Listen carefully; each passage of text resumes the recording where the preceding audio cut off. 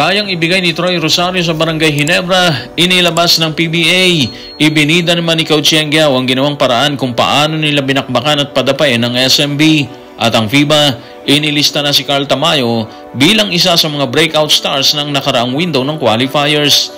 Tutukan po natin ang lahat ng yan, pero bago yan, pakisubscribe, like and share na lang muna para pareho tayong updated. Matapos ang pagbubukas ng PBA Commissioner's Cup noong November 27, nakatakda ng magdebu ang Barangay Ginebra kasama si Troy Rosario.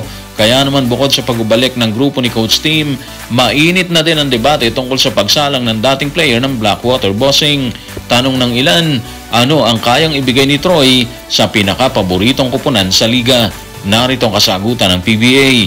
Tutukan natin ang sinabi ng PBA sa pba.ph. Siyempre, andyan yung sukat niya na magko-compliment kay Aguilar at Brownlee.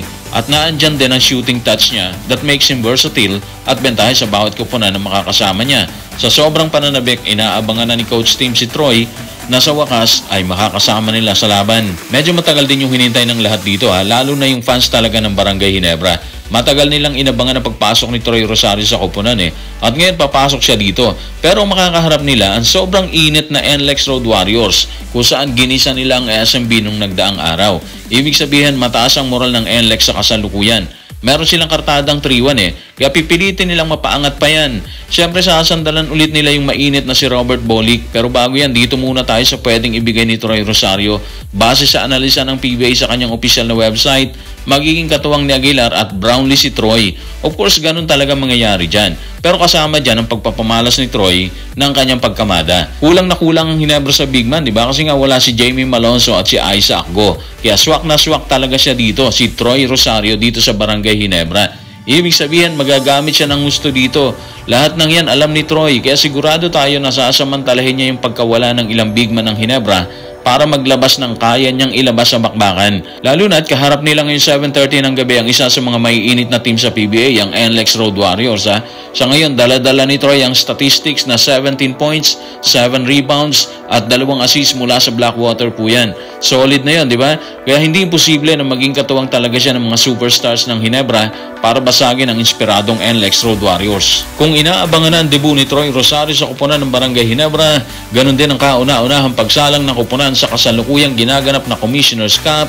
Inilabas naman ni Coach Yeng Guiao ang naging paraan ng rain or shine nang padapain nila ang SMB. Kaya ang tanong ng bayan, ano ang ginawa nila para sundan ang yapak ng NLEX na nauna nang gumulpe sa grupo ni Junmar Fajardo? Tutukan natin ang sinabi ni Coach Yeng sa report ni Roman Sures ng ABS-CBN News. Lagi kong ipinapaalala sa kanila na ang tsansa lang natin sa SMB ay maglaro ng mabilis.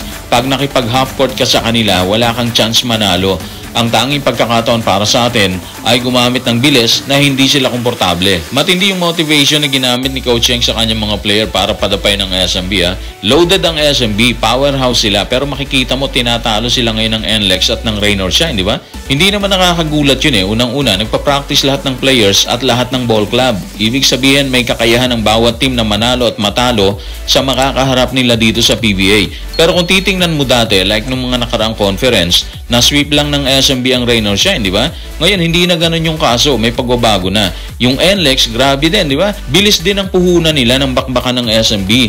At dahil ganun din ang ginamit na taktika ng rain or shine, nanalo rin sila sa laban. Sa tindi ng motivation na ginamit ni Coach Yeng, 6 sa kanyang players na nagbigay ng double figure. Si Thompson merong 18, si Nukum may 15, si Chongson may 14, si Limeti may 12, si Datu meron 12, at si Clarito meron 10 siya dyan. Hindi rin naman nagpaiwan ng SMB, nagtulong din naman sila para makaangat sana sa laban Pero hindi talaga naging sapat ang pagbira ni Junmar Fajardo ng 20 points. Ganon din ang mga kasama niya para itala sana ikalawang panalo sa Commissioner's Cup.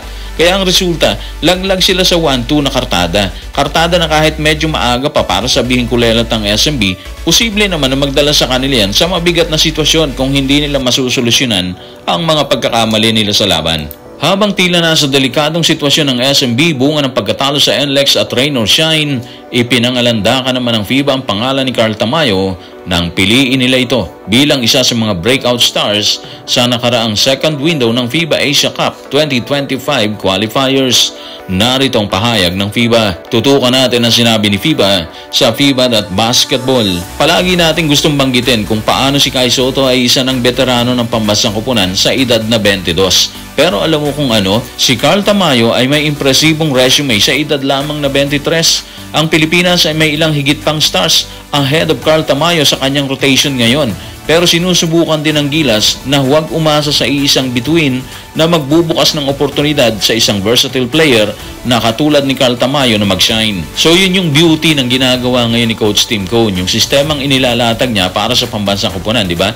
Sana mas mabigyan pa ng malalaking minutes si Carl Tamayo. Actually, hindi lang si Carl Sane, si Kevin Kembao din at si Mason Amos. Sana mabigyan sila ng pwesto talaga para once na hindi mag-perform ng maayos ang isang key player, may huhugutin pa si Coach Tim na kaya ding mag-perform sa mataas na level. Mahirap kasi kung hindi nagagamit ang player katulad ni Mason Amos, di ba? Bago niya nakuha ang rhythm niya nung huling laban nila sa Hong Kong, nakailang birada siya bago pumasok yung kanyang tira.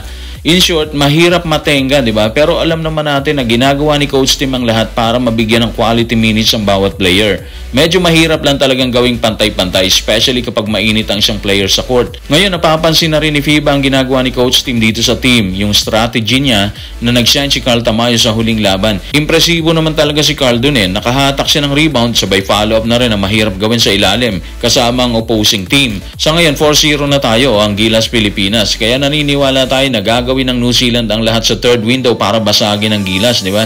At dahil home court nila yun, may bentahe sila dyan. Pero dito natin masusubukan kung kaya bang ulitin ang Gilas ang ginawa nila dito sa Latvia. Kung kaya nilang bigwasan ulit ang New Zealand matapos nilang padapain dito sa Mall of Asia Arena. So guys, maraming salamat.